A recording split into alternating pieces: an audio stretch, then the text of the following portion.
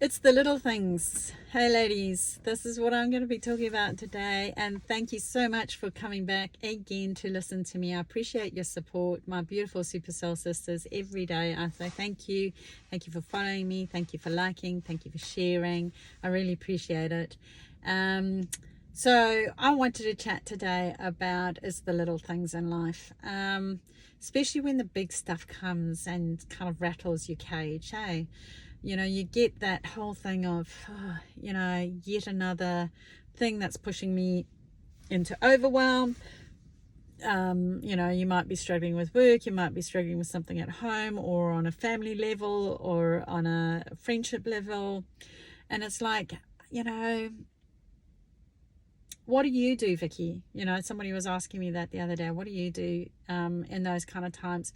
And I do many things. I do many things. And a lot of it is the Emotional Resilience Toolkit. That, if you want a shortcut, mate, just go and do that. Honestly, the Emotional Resilience Toolkit is absolute gold. Can't speak highly of it more than that. It just does shift a lot of negative emotion very quickly. It helps you to handle a lot better. But even if you're not going to do that, that's absolutely fine. That's absolutely fine.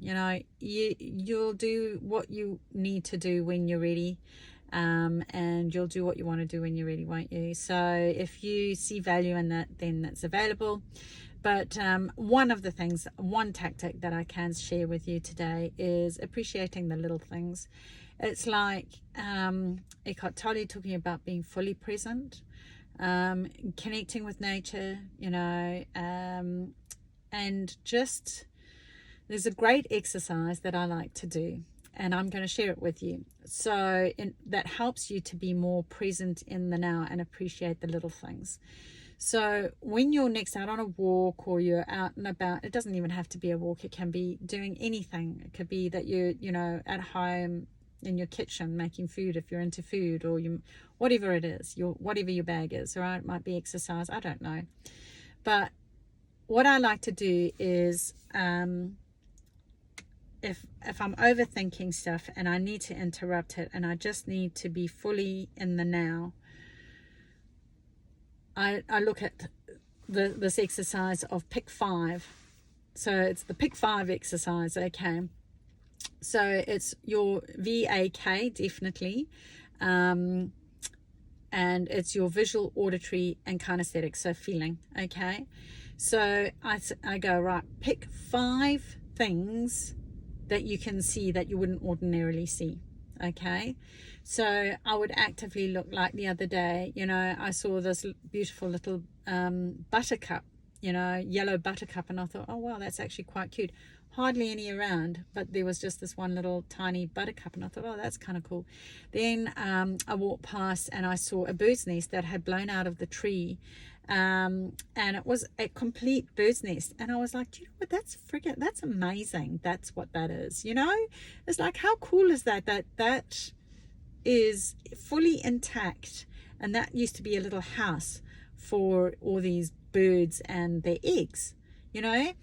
Not great that it fell out of the tree, but it was just amazing how it was all weaved together. And what do they use? Spit. I mean, do they have spit? I mean, how do they do that? I want to know how they make those things, because it was pretty solid. It had mud, and so I'm assuming they get wet stuff and they do it. And I loved this was ages ago, and we have weaver birds in Zimbabwe, and they literally weave, very intricate and very well done, these nests. And someone had left out ribbons, like cheerleading pom-pom kind of stuff. So it was quite blingy, shiny, and there were a whole lot of weaver baskets, weaver nests that had been made by the birds, that were now all colorful. They were all rainbow, and I thought, wow, that's so cool. Isn't that so cool?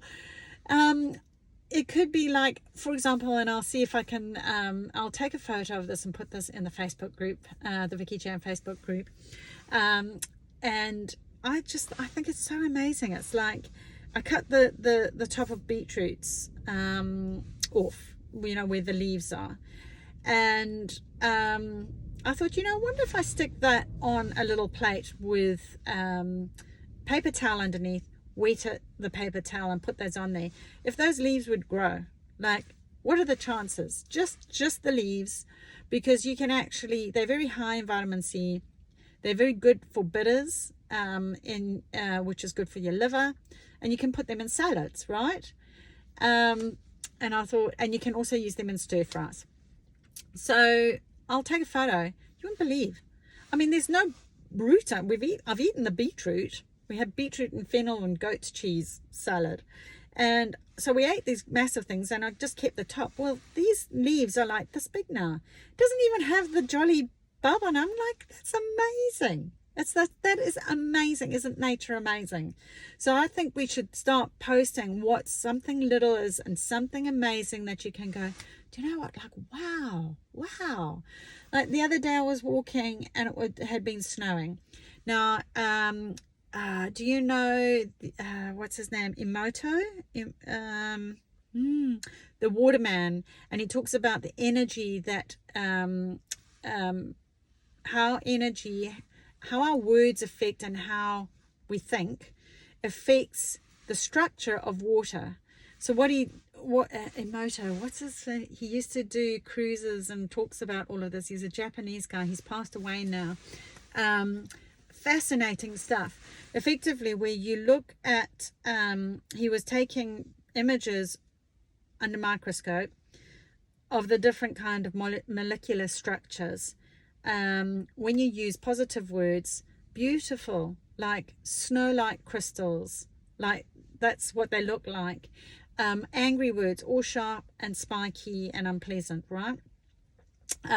So what he landed up doing was taking photos of all the different types of words. Like he promotes putting the name of something positive on your water bottle, because it'll affect the crystals of your water, which you then drink. Okay, look, who knows if it's true or not? I mean, he has scientifically said that it has. He's proven that it has. What I found amazing about that, just I'm diverting a little bit, was that he talks about how they got, I think it was monks, to stand around a polluted waterway, a polluted lake, I beg your pardon, and they stood in a circle around it and they just prayed and they did their omming and they did whatever else, and they only sent out love and positivity and everything. So they tested the water before and after. Before, it was polluted, it was killing the fish, and after, I think it was an hour, I can't remember the time, the length of it, but effectively by the time they had finished, they tested that water again, and it was completely clear. It was the pollution, the molecular structure had changed to the point where it wasn't poisonous anymore. So he has books. You can look him up online. Emoto, I think it's there. I'll have to look it up. But unbelievable. So I was walking, and I'm fascinated now, since I've known about this, looking at the different kinds of ice crystals that we have. And there was a twig, and it had all these like long, beautiful sort of spikes on it, but it was pretty, you know. And I was like, I wonder what the molecular structure is of that. Like, what is that energy? It's clearly a positive one. And we have a lot in our garden, and it's just, they're like little Christmas trees almost. Every single blade of grass, every single twig, and I'm like, that's amazing, you know. It's the little stuff like that. So find and sometimes you're not going to find something unique and like beautiful. Sometimes you have to find the beauty in the ugliness, you know. Like, I'm not a big fan, as you know, of my trees being cut down. But looking at, I walked past one the other day, and I thought, you know what, it was huge, great big tree thing that I thought, well, you know, you could sit on that and look at the lake now. But all the rings, like all the years that tree had been alive, there is an amazing thing. I mean, it's a sad thing that it's been chopped down, but anyway, you know, it's just like, wow, that's incredible. That, you know, just like when you cut an onion, you've got all the rings. Every ring is how, I think it's every 10 years. So you can count the rings and go, this tree was 70 years old. This tree was 100 years old, or whatever. Isn't that, I mean, I find that amazing. So it is finding the beauty in the non-beauty as well. So do that on a visual basis. Then you do 5 things that you hear. So 5 things that you ordinarily wouldn't have heard. So it might be the wind blowing in the trees. It might be like I can hear a jet boat going past now. It might be that, you know, I might hear an aeroplane going over, or a helicopter, because, you know, it's a big tourist town. It might be the crunching of the gravel that's beneath my feet. It might be the swish of my jacket as I'm walking. And then do the feeling one. So it's like, it might be, you know, I feel hot now that I'm walking. I might feel that I take my shoes off and might put my feet in the cold water, and I can feel the difference, the contrast of the cold icy glacial lake against my hot feet, and how wonderful it is to cool it down. It might be, let me think of another example, you know, the different feeling of my clothes against my skin. Like one might be a bit more scratchy, whereas one might be a bit more smooth. It might be noticing how I'm feeling.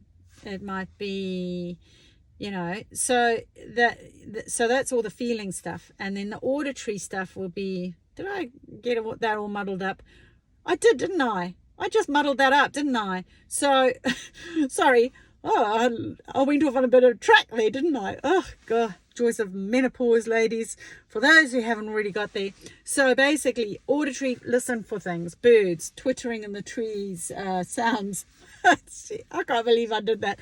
And, you know, and then it'll be the kinesthetic stuff, where it's all the feeling stuff. And it might be, you know, you pick up leaves. Like I'm a big fan of picking up leaves that have fallen off the trees, picking up rocks, and just holding them. You know, they like little weights sometimes while I'm walking, but I like to feel that I'm in touch with nature. You know, it helps to ground me.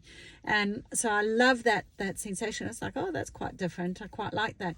And it helps you to become more centered. It helps you to become more grounded, and it helps to push out that overwhelm and chaos that's going on in your head.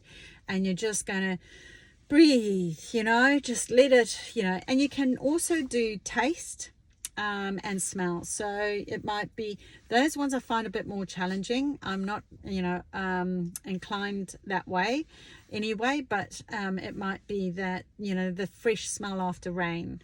It might be that you walk past, I remember jasmine flowers there, you know, in our old garden, and it was very pungent, and I always remember the smell of jasmine from that house. It might be, you know, I'll try not to go off on a tangent on this one, you know, but it might be the smell of cookies, or it could be anything. Someone's cologne as they walk past me, you know, or perfume as they walk past me, and go, oh yeah, I liked it, or no, I didn't like it, you know, that kind of thing. Yeah, and then taste is obviously, you know, enjoy your cup of tea or your drink that you're having, or tea, you know, like the flavored waters. Can you actually taste the flavor? You know, test it out, see if you can. When you're actually eating your food, instead of gobbling it, actually go, oh yes, I can taste the coriander, or I can taste the, you know, the Thai green curry in there, or the coconut. Like, see if you can really pick up the separate kinds of taste. And that, you know, it really brings you into the now. So it's a really simple exercise. It's your, you know, your 5 fives, you know, it's like 5 of each, but I try and do at least 3 on my walks. My walking, I normally do learning on the first half of my walk, and then when I turn around or run, whatever I'm doing, and then on my way back I turn everything off and I do my 5 for 5 exercise. And that helps me to get grounded, appreciate what's around me, appreciate being in nature, and that sets me up for the day, you know. So I hope you find that useful. Tell me if you liked it, you know. If you did, please let me know in the comments box. You can do that either on YouTube or on Facebook, or, you know, or just even thumbs up, or, you know, heart. If you're not into sharing on channels, then I get it, you know, it's not a thing for everybody. I do get that. But yeah, share the exercise as well if you think it's going to be useful for someone else, to help them get grounded and cope and deal with life. Yet another wonderful little tool that you can use and add to your toolkit. Anyway, I hope you enjoyed that. Your shoes, your path, your way. Namaste.